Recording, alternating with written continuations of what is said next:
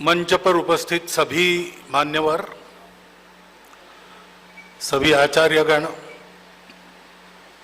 छात्र बंधु भगिनी,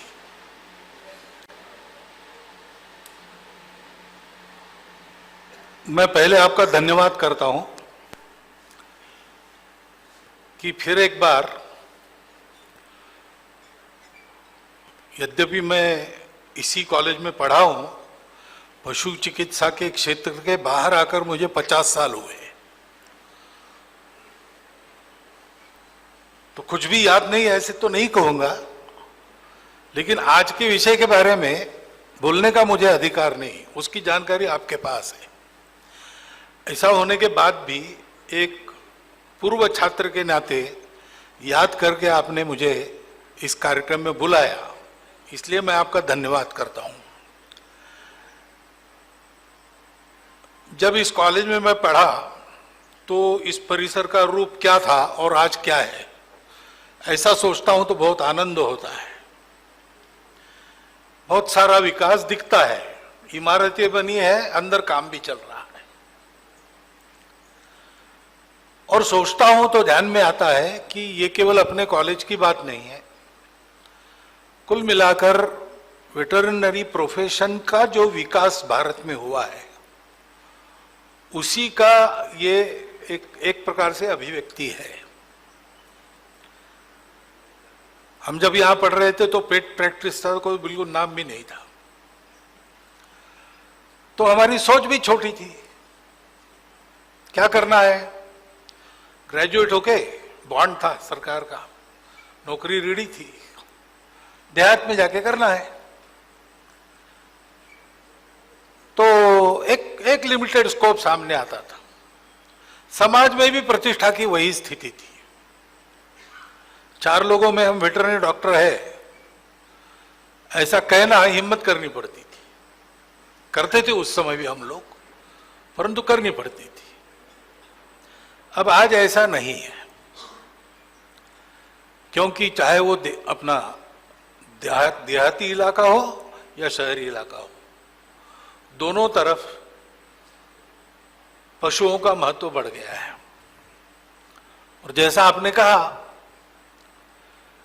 कि अब अनुभव के आधार पर सारा विश्व सोच रहा है, हम तो उसके पहले से सोच रहे थे। एक देश के नाते हमारी परंपरा में है कि प्राणी सृष्टि, वनस्पति सृष्टि और मनुष्य, ये सभी एक ही पर्यावरण के अंग है और एक के बिना दूसरे का चलता नहीं,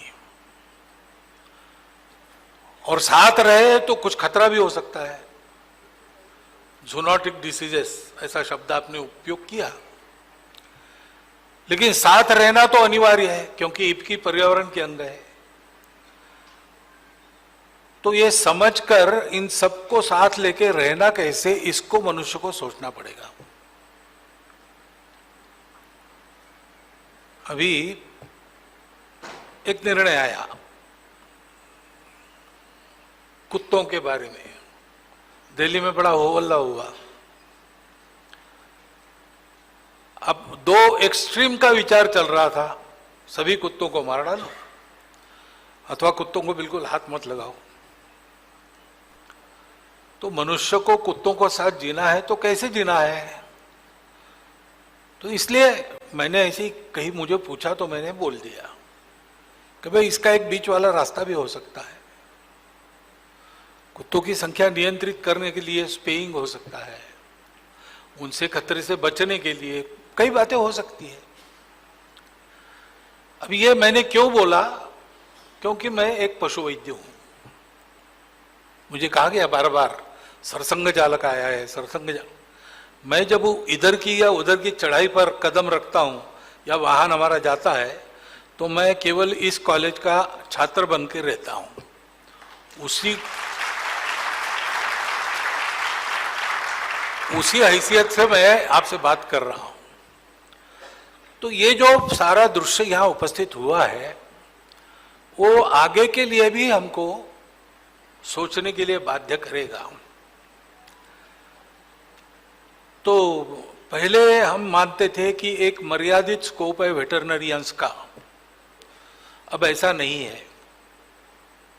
हम लोगों को बड़ा ही सोचना चाहिए। हम सोचेंगे और करने लगेंगे तो बाकी बातें अपने आप आएगी। पहले ये कॉलेज था, यूनिवर्सिटी हो गई। कोई अखिल भारतीय संस्था नहीं थी वेटरनरियंस की, है ना, थी लेकिन बहुत मर्यादित थी, वो आज भारत व्यापी हो गई। कई बातें, बजट बढ़ गया, आदि आदि हो रही है। वैसे ही एक अलग वेटरनरी काउंसिल वो भी होगा, वो होना चाहिए, ये अनिवार्य है, इस मत का मैं हूं, क्योंकि जिसका बंदर वही नचाए। तो पशुओं के बारे में विचार करना है तो पशु चिकित्सक ही चाहिए, पशु शास्त्रज्ञ ही चाहिए। उसका सहयोग सब तरफ हो सकता है, लेकिन पशुओं का स्पेसिफिक विचार करना है तो उसमें जिनकी जानकारी है उनके हाथ में बागडोर चाहिए। जैसे क्रीड़ा क्षेत्र में कुछ करना है तो खिलाड़ी लोग सोचे, दे नो द रोप्स, और इसलिए ऐसा काउंसिल होना चाहिए। इसके बारे में मेरा मत पूर्ण अनुकूल है। केवल मैं पशु चिकित्सक हूं इसलिए नहीं, मैं देख रहा हूं कि जहां जो जानकार है उनके हाथ में है, वहां वो क्षेत्र आगे बढ़ता है। तो ये सारी बातें आएगी, आना अनिवार्य है, समय की वो मांग है। लेकिन ये आना सबको अनिवार्य लगे ऐसा कर्तृत्व हमको दिखाना है, और हम दिखा रहे हैं। मैं केवल याद करा रहा हूं, कोई कमी नहीं बता रहा हूं। केवल मेरी प्रार्थना इतनी है कि अब वेटरनरियंस ने अपनी भूमिका के बारे में एक बड़ा पिक्चर मन में रखना चाहिए। हम केवल जानवरों की ट्रीटमेंट करते नहीं, केवल जानवरों को जानते नहीं। मैं 50 साल से क्षेत्र से बाहर हूं, मेरा कंट्रीब्यूशन वैसे कुछ नहीं है, बस एक है, वो हो गया, मैंने किया नहीं है। बहुत लोग सोचने लगे कि जानवरों का डॉक्टर मनुष्यों में भी काम कर सकता है। तो अब समाज की भी सोच धीरे धीरे बदलेगी। हमको सोचना चाहिए कि हम केवल पशु वैद्य नहीं है, हम इस देश के आर्थिक प्रगति के एक बड़े आधार है। कृषि प्रधान देश की कृषि फायदे में तब तक थी जब तक अनेक प्रकार की फसल, पशुपालन, मछली पालन सहित किसान खेती करता था, और फिर से लाने की आवश्यकता पड़ेगी। आज के किसानों की स्थिति में ये कैसे लाना, इसका विचार करना पड़ेगा, और पशुपालन उसका एक अविभाज्य अंग होने के नाते हमको भी सोचना पड़ेगा। तो हम केवल जानवरों की चिकित्सा करने वाले लोग नहीं हैं, देश की प्रगति में हाथ लगाने वाले हैं, और केवल उतने नहीं है क्योंकि हम भारत के पशु चिकित्सक हैं। तो दुनिया में जो 4 बड़ी समस्याएं हैं उसमें एक है पर्यावरण। तो पर्यावरण के ये जो सारे घटक है, उनके साथ कैसे रहने से पर्यावरण की समस्याएं समाप्त हो सकती है और मनुष्य जीवन पशु पक्षियों के, वनस्पतियों के जीवन के साथ साथ आगे बढ़ सकता है, इसका भारतीय रास्ता देने का दायित्व हमारा है।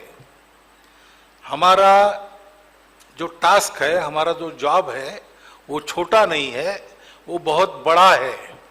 उसको करते समय आपके मन में ये भावना रहे और उस लगन से और गंभीरता से आप करें, जैसे कर रहे हैं वैसा ही आगे चलता रहे, तो जो कुछ अपेक्षाएं आज यह व्यक्त हो गई वो सारी पूरी होने ही वाली है।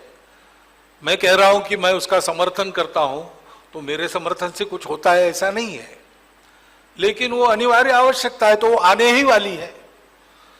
इसलिए आने ही वाले बात को हाथ लगाने का काम हमारे जैसे लोग करते हैं। वो होता है तो समय की आवश्यकता के अनुसार, समय को पहचान कर हम अपने इस भूमिका का बड़ा विचार करें और इस दृष्टि से आज की ये जो परिषद है वो परिषद बड़ी महत्वपूर्ण है, क्योंकि जिस प्रकार से मैं आप लोगों के कर्तृत्व से यहाँ जो हो रहा है देख रहा हूँ, मुझे लगता है कि कल ये कहा जाएगा कि सारे पर्यावरण की समस्या से मानवता को निजात देने का प्रारंभ, जैसे गंगा का प्रारंभ गंगोत्री से हुआ छोटी सी धारा के रूप में, वैसे नागपुर की वेटरनरी यूनिवर्सिटी में हो गए एक कॉन्फ्रेंस के कारण ये चल पड़ी बात और आज सफल हो गई है। ऐसा आगे बहुत 100 वर्षों के बाद नहीं, 25-30 साल के बाद ऐसा कहा जाए, इतना कर्तृत्व आप प्रकट कर रहे हैं, उस कर्तृत्व पर भरोसा रख के मैं ये कहता हूं कि इस बड़े भूमिका का विचार करके आप अपना काम करें। और ज्यादा मैं कुछ नहीं कहूंगा, आपको फिर एक बार धन्यवाद देता हूं और मेरे 4 शब्दों को विराम।